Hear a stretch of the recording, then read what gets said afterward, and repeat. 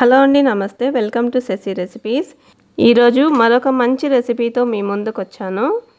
నార్మల్గా అందరూ ఇంట్లో రసం పెట్టుకుంటారు కదా, నేను చెప్పే విధంగా ఒకసారి ట్రై చేయండి.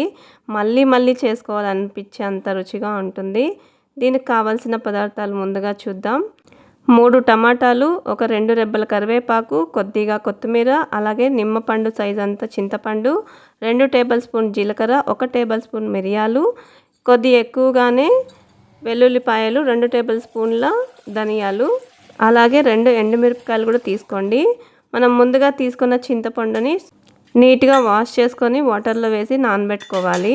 ఇప్పుడు ఒక మిక్సీ జార్ తీసుకొని అందులోకి జీలకర్ర, మిరియాలు, అలాగే వెల్లుల్లి రెబ్బలు, మనం తీసుకున్న ఎండుమిరపకాయలు కూడా తుంపి ఇందులో వేసుకోవాలి. అలాగే తీసుకున్న ధనియాలు, ఒకవేళ ధనియాలు లేకపోతే ధనియాల పొడి అయినా తీసుకోవచ్చు. 2 రెబ్బల కరివేపాకు, ఎక్కువగా కొత్తిమీర తీసుకొని మంచిగా మిక్సీ పట్టించుకోండి.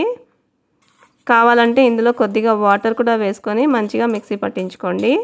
ఇలా మిక్సీ పట్టిన దాన్ని ఒక ప్లేట్లో తీసి పక్కన పెట్టుకోండి.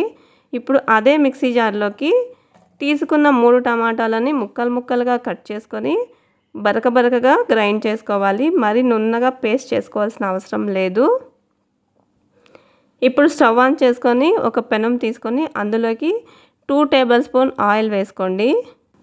ఆయిల్ కొద్దిగా వేడైన తర్వాత 1 టేబుల్ స్పూన్ ఆవాలు వేసుకోండి.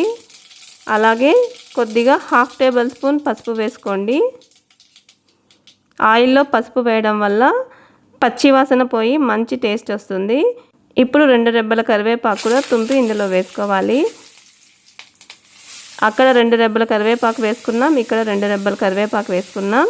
ఇప్పుడు ముందుగా మిక్సీ పట్టిన జీలకర్ర, ధనియాల పొడిని ఇందులో వేసుకోండి.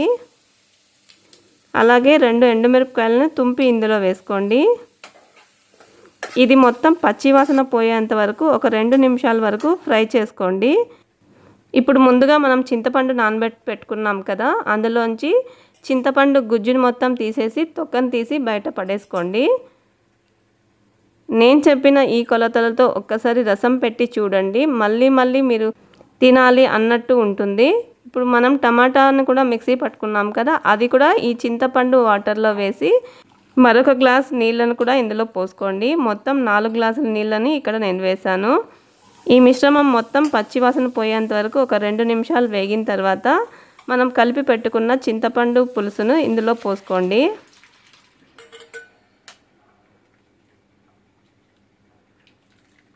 మసాలా మొత్తం ఒకసారి కలుపుకోండి.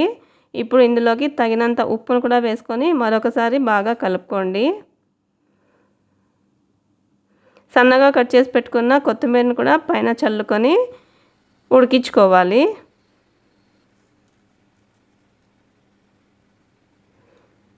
ఫస్ట్ టైం నా ఛానల్ని చూస్తున్నట్లయితే తప్పకుండా సబ్స్క్రైబ్ చేసుకోండి.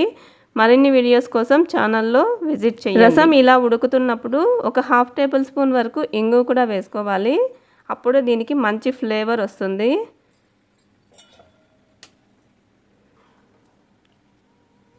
ఇలా ఒక్కసారి ఉడికినప్పుడు మొత్తం బాగా కలుపుకొని మరొకసారి ఉడకనివ్వాలి. టోటల్గా 2 సార్లు 2 పొంగలు వచ్చేంత వరకు ఉడికించుకోవాలి.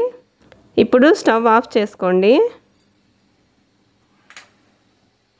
మంచిగా ఒకసారి కలుపుకున్న తర్వాత ఒక గిన్నెలోకి వేసుకోండి. ఈ రసంని అన్నంలో అయినా సరే, చికెన్ ఫ్రై చేసుకొని సైడ్గా వేసుకొని తిన్నా సరే చాలా బాగుంటుంది. అలానే డైరెక్ట్గా గ్లాస్లో వేసుకొని తాగేయాలి అనిపించే అంత టేస్ట్గా ఉంటుంది. తప్పకుండా మీరు కూడా ట్రై చేయండి. Thank you for watching.